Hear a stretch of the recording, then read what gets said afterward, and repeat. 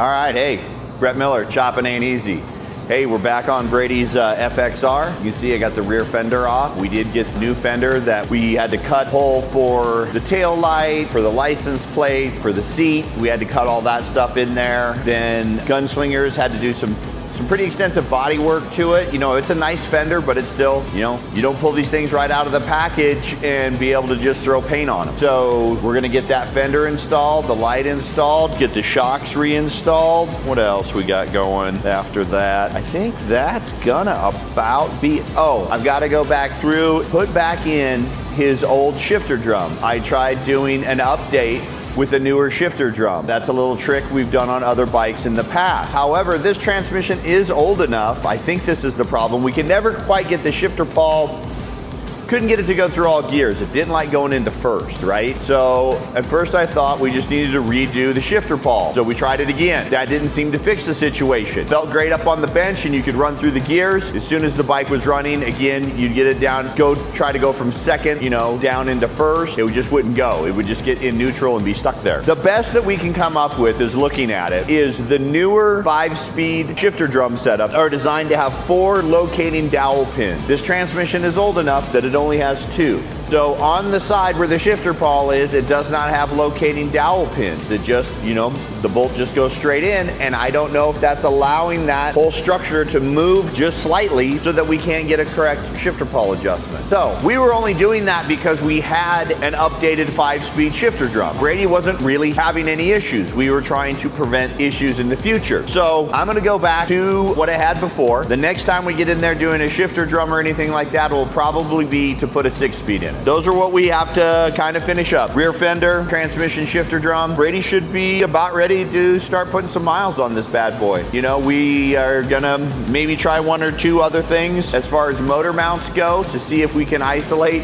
this large cubic inch, large stroke motor. It's a 113 S&S motor. Really runs good, really shakes quite a bit at particular RPM ranges, which might just be what he has to live with. But we're gonna try a few things, see if we can't make it a little nicer for him. But yeah, so that's what we got going today. Enjoy, check it out.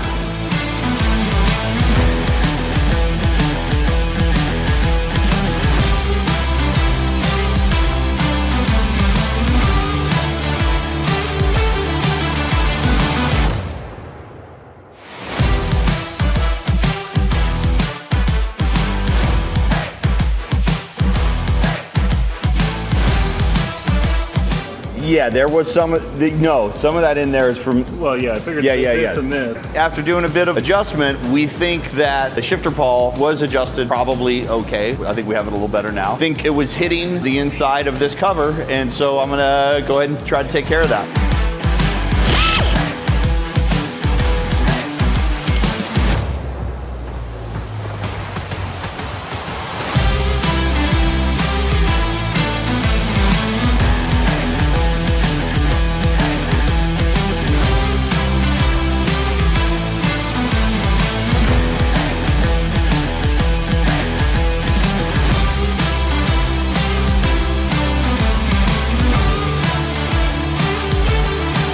Hey, we're getting back on Brady's FXR. I'm gonna try to get the rear fender put on. We just got it back from Gunslingers and has some amazing paint on it. I wish we had the time and or money to have had them paint the whole thing. It would have been pretty freaking amazing. You know, his tank and front fender are in pretty damn good shape, and the side covers I buffed out and stuff and made them look pretty darn good. And so all of that's gonna be just fine. This is not a show bike. He's gonna ride this thing around. But then you start looking at this brand new fender and you're like, oh man, the other stuff doesn't look quite as nice. But that's okay. Can't do everything all in a day. So yeah, that's what I got going now. I'm gonna start taking this old one off and getting the new one on.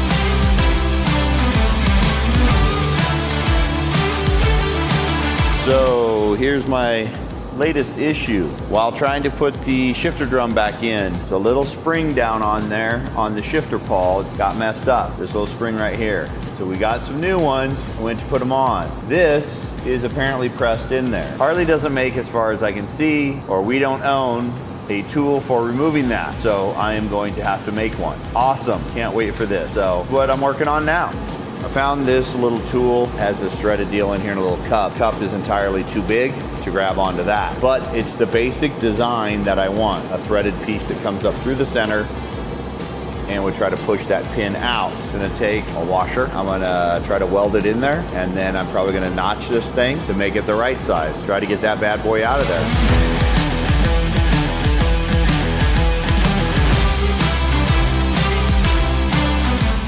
All right, so that's pretty much everything on Brady's bike. I mean, it is an older bike. There's still gonna be things we're gonna need to do, adjustments, things here and there. We're probably constantly gonna find small things that we wanna change. But the large majority of what we wanted to get done, we did get done. I'm gonna spend a little time kind of recapping and going over some of the stuff that maybe we talked about in the video, but didn't get a very good shot of. So you'll be able to see some of these really cool products that we were able to use on this bike. Hope you enjoyed this, and remember to like and subscribe to our channel. Share this channel with your friends. Just remember, chopping ain't all that easy. Bring it to us if you need this stuff done. Thanks a lot.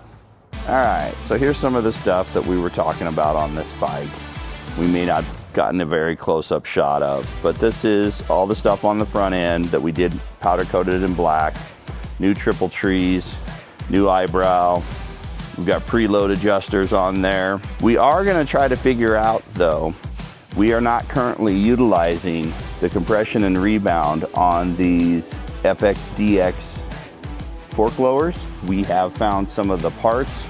We have ordered some of those. They are kind of discontinued. I've found some places like Vintage Parts that had some of them. We're gonna see if we can get that done. This is the Brembo master cylinder that we installed. You can see the little reservoir there. We also had to get this kind of cool little piece so that we could reuse the mirror. That was kind of a cool little piece. That's from Texas T. See how nice that paint job is. We were able to get this little side placard online. We've got a bunch of parts down here from the FXR Division. Thrashin pegs front and rear, Legends 14-inch rear shocks, and this super amazing looking rear fender. And then that's our new rear brake caliper. And that is the master cylinder cover off the chopper that I was talking about. And the SNS 113.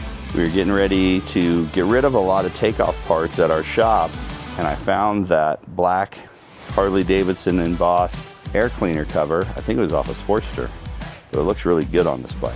That's kind of it.